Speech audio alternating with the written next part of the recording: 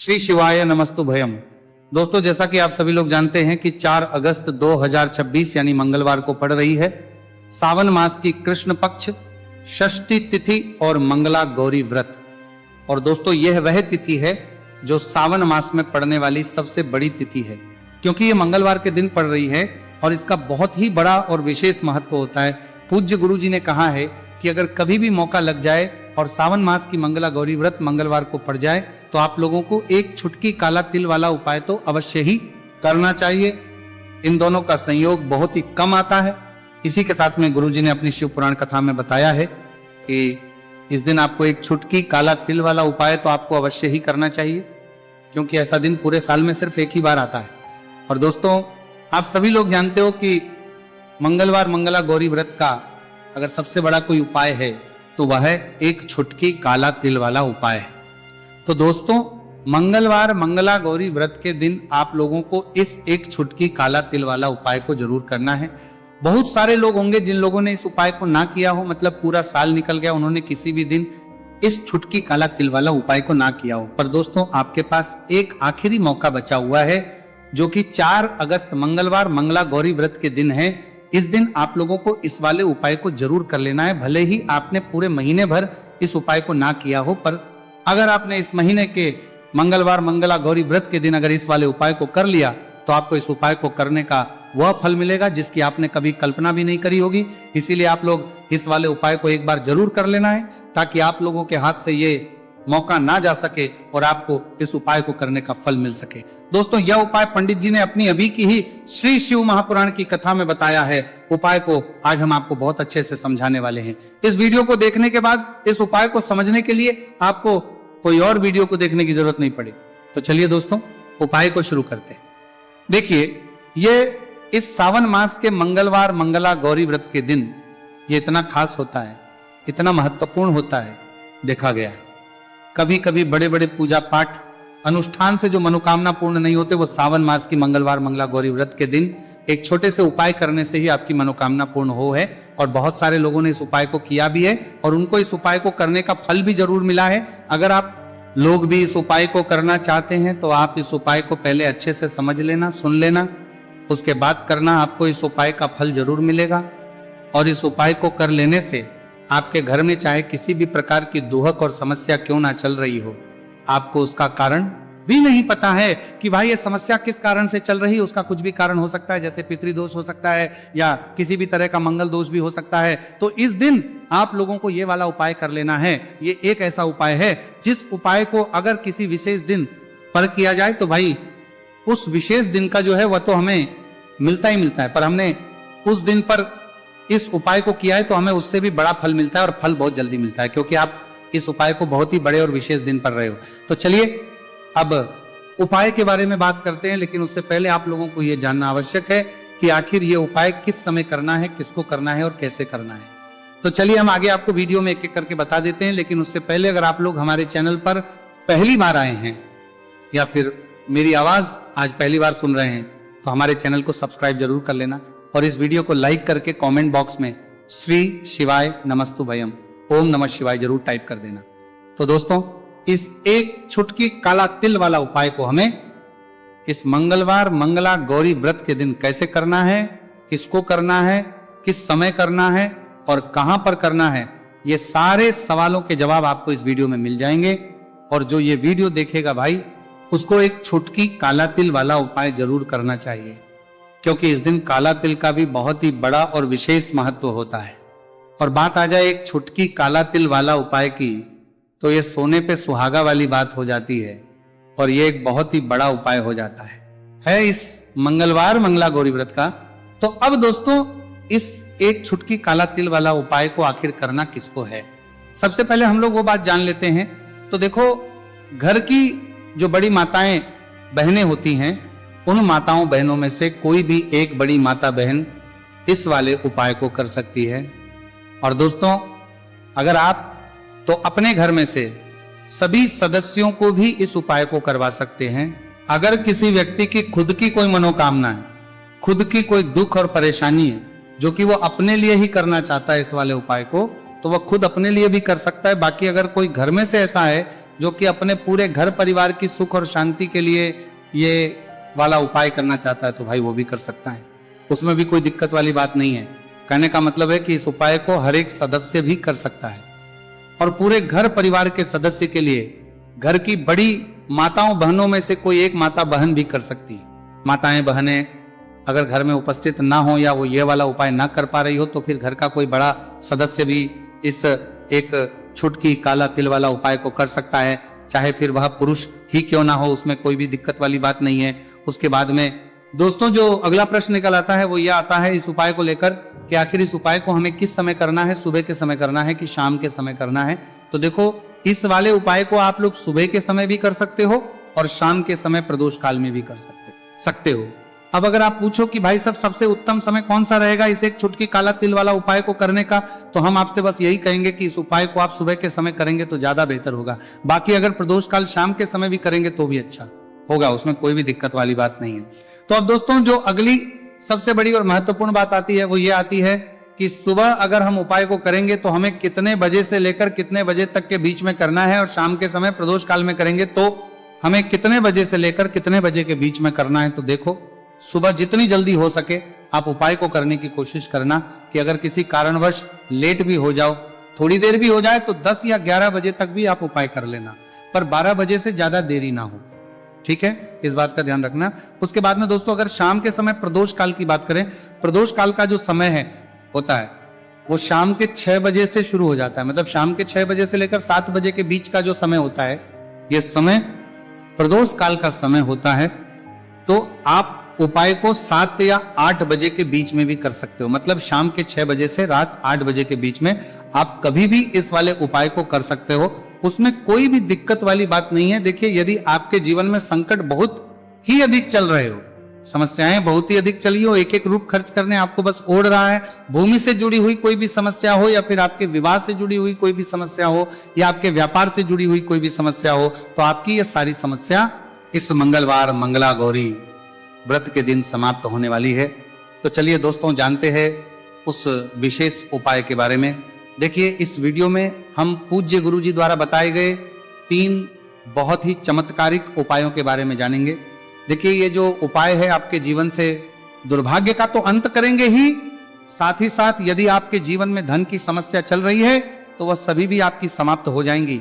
देखिए गुरुजी ने बताया है कि जब भी मंगलवार मंगला गौरी व्रत का दिन पड़े तो हमें कर्ज मुक्ति के लिए कुछ उपाय करने चाहिए। इसी के साथ हमें धन प्राप्ति, भूमि से जुड़े कार्यों और विवाह के लिए भी उपाय करने चाहिए। तो चलिए दोस्तों जानते हैं गुरुजी द्वारा बताए गए सबसे पहले उपाय के बारे में। देखिए यह उपाय विशेषकर उन लोगों को करना है जिनकी भूमि से जुड़ी कोई भी समस्या चल रही हो, यानी कि उनकी भी जमीन से जुड़ी हुई समस्या चल रही है, यानी कि जो लोग मकान खरीदना चाहते हैं या फिर उनका खेत से जुड़ा कोई भी केस चल रहा है, या फिर जिनके भी विवाह में विलंब हो रहा है, या फिर जिन भी लोगों के जीवन में कर्ज बहुत ही अधिक बढ़ने लगा है, कर्ज जो है वो चुका नहीं पा रहे हैं, तो गुरुजी ने कहा है कि ऐसे लोगों को ये उपाय करना चाहिए। देखिए इस उपाय के लिए आपको थोड़े से काले तिल ले लेने हैं। देख आपको मात्र एक चुटकी काले तिल ले लेने हैं, इसी के साथ में आपको थोड़ा सा शहद ले लेना है, फिर सबसे अंत में आपको एक लोटा शुद्ध जल ले लेना है।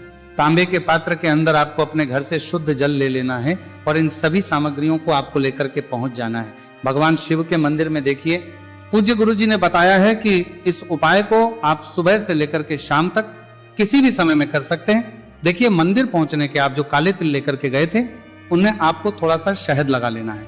देखिए आप जो शहद लेकर के आए हैं उस शहद में आपको ये काले तिल अच्छे से डुबो देना है और शहद से युक्त ये जो काले तिल हैं इन्हें आपको शिवलिंग पर अर्पित कर देने हैं, या फिर आपको शिवलिंग के चारों तरफ अच्छे से काले तिल का लेपन कर देना है। पूज्य गुरु जी ने बताया है कि लेपन करते समय यदि आपके जीवन में कर्ज से जुड़ी समस्याएं चल रही हैं, लेपन करते समय आपको आर्यन मुक्तेश्वर महादेव का स्मरण करना है, या फिर आपके जीवन में विवाह से संबंधित या फिर जमीन से संबंधित कोई भी समस्या चल रही है तो फिर आपको मंगलेश्वर महादेव का स्मरण करना है। इसके बाद जो आप जल लेकर के आए हैं उसे आपको धीरे धीरे शिवलिंग पर अर्पित कर देना है तथा आपको लगातार शिव महापुराण के मूल मंत्र श्री शिवाय नमस्तु भयम इस मंत्र का जाप करते रहना है। पूज्य गुरु जी ने बताया है कि सिर्फ एक मंगलवार मंगला गौरी व्रत यह उपाय करके देखना और आप स्वयं देखेंगे कि 2 से 3 महीने के अंदर आपके जीवन से जुड़ी हुई जो भी समस्याएं हैं, बस सभी समस्या बहुत ही जल्द महादेव की कृपा से दूर होने लगेगी। तो दोस्तों, इस प्रकार से आपको यह पहला उपाय ना है। अब हम जानते हैं दूसरे विशेष उपाय के बारे में। देखिए, इस उपाय के लिए आपको एक प्यारी सी बेलपत्र ले लेनी है। इसी के साथ में एक लोटा शुद्ध जल लेना है तांबे के पात्र के अंदर, और इसी के साथ में आपको थोड़ा सा शहद ले लेना है। देखिए, मंगलवार का दिन है और मंगलवार मंगला गौरी व्रत के दिन यदि हम शहद का उपाय करते हैं तो इससे महादेव हमसे बहुत ही अधिक प्रसन्न होकर के हमारी मनोकामना को परिपूर्ण करते हैं। देखिए दोस्तों, यदि आपको बेलपत्र नहीं मिल पाती है तो आप भगवान शिव के शिवलिंग पर जो बेलपत्र छड़ी हुई होती है उसे शुद्ध जल से धो करके उसका उपयोग कर सकते हैं। तो इन सभी सामग्रियों को आपको भगवान शिव के मंदिर में लेकर के पहुंच जाना है। गुरुजी ने कहा है कि इस उपाय को भी आप सुबह से लेकर के शाम तक किसी भी समय में कर सकते हैं। देखिए, मंदिर पहुंचने के बाद आपके पास जो एक बेलपत्र है और बेलपत्र की जो सबसे बड़ी वाली पत्ती होती है और उसकी जो चिकनी साइड होती है उस पर आपको अच्छे से शहद का लेपन कर देना है। यानी कि बेलपत्र की बड़ी वाली पत्ती पर, पूरी ही पत्ती पर अच्छे से शहद कर देना है, लगा देना है। अब देखिए, ये जो बेलपत्र है इसे आपको अपने सीधे हाथ की हथेली पर रखना है और आपके जो भी कार्य अटक रहे। देखिए, बहुत से लोग ऐसे होते हैं जो अपने नौकरी को प्राप्त करने के लिए सालों से तैयारी करते हैं लेकिन उनको नौकरी नहीं प्राप्त हो पाती है। बहुत से ऐसे लोग होते हैं जो बहुत ही मेहनत करते हैं, धन भक्ति के लिए बहुत अधिक प्रयास करते हैं लेकिन फिर भी उनको धन प्राप्त नहीं हो पाता है। तो गुरुजी ने बताया है कि जब भी आपको अपने कार्यों में सफलता ना मिले तो फिर आपको मंगलवार के दिन इस उपाय को अवश्य करना चाहिए। देखिए, अब आपको जिस भी कार्य में सफलता प्राप्ति करनी है उस कार्य को सफल बनाने के लिए आपको महादेव से प्रार्थना कर लेनी है और फिर ये जो एक बेलपत्र है इसे आपको भगवान शिव के शिवलिंग पर अर्पित कर देनी है। देखिए, बेलपत्र की चिकनी साइड जिस पर आपने शहद लगाए हैं वो शिवलिंग से स्पर्श रहेगी और इसकी जो डंडी है वो आपको जलाधारी की ओर रखनी है। इस प्रकार से आपको यह बेलपत्र अर्पित कर देनी है। अब देखिए, आप जो एक लोटा जल लेकर के आए हैं उसे आपको भगवान शिव के शिवलिंग पर धीरे धीरे अर्पित कर देना है। श्री शिवाय नमस्तुभयम इस मंत्र का जाप करते हुए देखिए, जैसे ही यह जल शिवलिंग से होकर के जलाधारी की ओर बह करके आएगा तो इसे आपको थोड़ा सा अपने सीधे हाथ की हथेली में झेल लेना है। इस जल को आपको अपनी दोनों आंखों पर लगा लेना है और इस जल का थोड़ा सा छिड़काव आपको अपने शरीर पर कर लेना है। पूज्य गुरु जी ने बताया है कि जब भी हम मंगलवार के दिन शहद वाली बेलपत्र शिवलिंग पर अर्पित करते हैं तो इससे हमें महादेव हर कार्य में सफलता प्राप्त करवाते हैं। यदि हमें अपनी मेहनत करने के बावजूद भी पर्याप्त मात्रा में सफलता नहीं मिल पा रही है तो गुरु जी ने कहा है कि आपको मंगलवार मंगला गौरी व्रत के दिन यह चमत्कारिक उपाय अवश्य ही कर लेना है। अब दोस्तों, हम जान लेते हैं गुरु जी द्वारा बताए गए तीसरे विशेष उपाय के बारे में। देखिए, इस उपाय के लिए भी आपको मात्र एक लोटा शुद्ध जल ले लेना है तांबे के पात्र के अंदर। फिर इसी के साथ में आपको एक प्यारी सी बेलपत्र ले लेनी है। बेलपत्र आपको ध्यान रखना है कि कैसे भी कटी हुई खंडित नहीं होनी चाहिए। अब देखिए, मात्र 2 सामग्री लेकर के आपको भगवान शिव के मंदिर में पहुंच जाना है। पूज्य गुरुजी ने बताया है कि यह उपाय विशेषकर उन लोगों को करना है जिनकी कोई भी विशेष मनोकामनाएं जो कई दिनों से परिपूर्ण नहीं हो पा रही है, चाहे वह विवाह से संबंधित हो, नौकरी से संबंधित हो, व्यापार से संबंधित हो, चाहे किसी भी प्रकार की मनोकामनाएं जो परिपूर्ण नहीं हो पा रही है। तो उसके लिए आपको ये उपाय करना है। देखिए, इस उपाय को भी आप सुबह से कि शाम तक किसी भी समय में कर सकते हैं। देखिए, मंदिर पहुंचने के बाद सबसे पहले तो आप बेलपत्र लेकर के आए हैं, उसे आपको अपने सीधे हाथ की हथेली पर रखना है और आपको महादेव से प्रार्थना करनी है कि हे मेरे महादेव, मेरी ये जो मनोकामनाएं बहुत दिनों से अधूरी है, मैंने कई प्रकार के उपाय कर लिए हैं, कई प्रकार के व्रत कर लिए हैं, लेकिन अभी तक मेरी मनोकामना परिपूर्ण नहीं हो पाई है। तो उस मनोकामना को परिपूर्ण करने के लिए प्रार्थना करनी है और ये एक बेलपत्र आपको शिवलिंग पर अर्पित कर देनी है। देखिए, बेलपत्र की जो चिकनी साइड है वो शिवलिंग से स्पर्श रहेगी और इसकी जो है वो आपको जलाधारी की ओर रखनी है। इस प्रकार से आपको ये बेलपत्र अर्पित कर देनी है। इसी प्रकार से आपको ये बेलपत्र अर्पित करनी है। अब देखिए, आप जो एक लोटा शुद्ध जल लेकर के आए हैं इसे आपको धीरे धीरे शिवलिंग पर अर्पित कर देना है। इस मंत्र का जाप करते हुए देखिए, जल अर्पित करते हुए आपको कम से कम 11 बार श्री शिवाय नमस्तुभयम या फिर ओम नमः शिवाय इस मंत्र का जाप कर लेना है। पूज्य गुरु जी ने बताया है कि जो भी व्यक्ति 4 अगस्त मंगलवार मंगला गौरी व्रत के दिन शिवलिंग के सामने इस उपाय को करता है तो उसकी जो भी मनोकामना है वह महादेव की कृपा से निश्चित ही परिपूर्ण हो जाती है। तो दोस्तों, ये थे पूज्य गुरु जी द्वारा बताए गए कुछ बहुत ही खास उपाय। अगर आपको जानकारी अच्छी लगी हो तो वीडियो लाइक करिएगा। मिलते हैं फिर एक नई वीडियो के साथ। श्री शिवाय नमस्तु भयम। शिव के शिवलिंग पर अर्पित कर देनी है। देखिए बेलपत्र की चिकनी साइड जिस पर आपने शहद लगाए हैं वो शिवलिंग से स्पर्श रहेगी और इसकी जो डंडी है वो आपको जलाधारी की ओर रखनी है। इस प्रकार से आपको यह बेलपत्र अर्पित कर देनी है। अब देखिए आप जो एक लोटा जल लेकर के आए हैं उसे आपको भगवान शिव के शिवलिंग पर धीरे धीरे अर्पित कर देना है। श्री शिवाय नमस्तु भयम इस मंत्र का जाप करते हुए देखिए जैसे ही यह जल शिवलिंग से होकर के जलाधारी की ओर बह करके आएगा तो इसे आपको थोड़ा सा अपने सीधे हाथ की हथेली में झेल लेना है। इस जल को आपको अपनी दोनों आंखों पर लगा लेना है और इस जल का थोड़ा सा छिड़काव आपको अपने शरीर पर कर लेना है। पूज्य गुरु जी ने बताया है कि जब भी हम मंगलवार के दिन शहद वाली बेलपत्र शिवलिंग पर अर्पित करते हैं तो इससे हमें महादेव हर कार्य में सफलता प्राप्त करवाते हैं।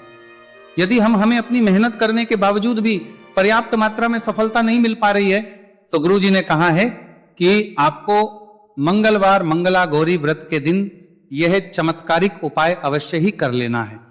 अब दोस्तों हम जान लेते हैं गुरु जी द्वारा बताए गए तीसरे विशेष उपाय के बारे में। देखिए इस उपाय के लिए भी आपको मात्र 1 लोटा शुद्ध जल ले लेना है तांबे के पात्र के अंदर। फिर इसी के साथ में आपको एक प्यारी सी बेलपत्र ले लेनी है। बेलपत्र आपको ध्यान रखना है कि कैसे भी कटी हुई खंडित नहीं होनी चाहिए।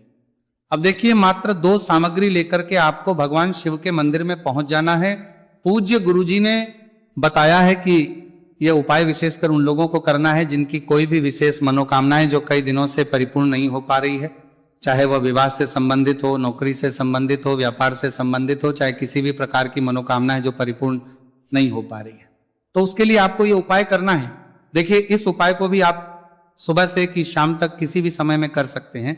देखिए मंदिर पहुंचने के बाद सबसे पहले तो आप बेलपत्र लेकर के आए हैं, उसे आपको अपने सीधे हाथ की हथेली पर रखना है और आपको महादेव से प्रार्थना करनी है कि हे मेरे महादेव, मेरी ये जो मनोकामनाएं बहुत दिनों से अधूरी है, मैंने कई प्रकार के उपाय कर लिए हैं, कई प्रकार के व्रत कर लिए हैं, लेकिन अभी तक मेरी मनोकामना परिपूर्ण नहीं हो पाई है, तो उस मनोकामना को परिपूर्ण करने के लिए प्रार्थना करनी है और ये एक बेलपत्र आपको शिवलिंग पर अर्पित कर देनी है। देखिए बेलपत्र की जो चिकनी साइड है वो शिवलिंग से स्पर्श रहेगी और इसकी जो है वो आपको जलाधारी की ओर रखनी है।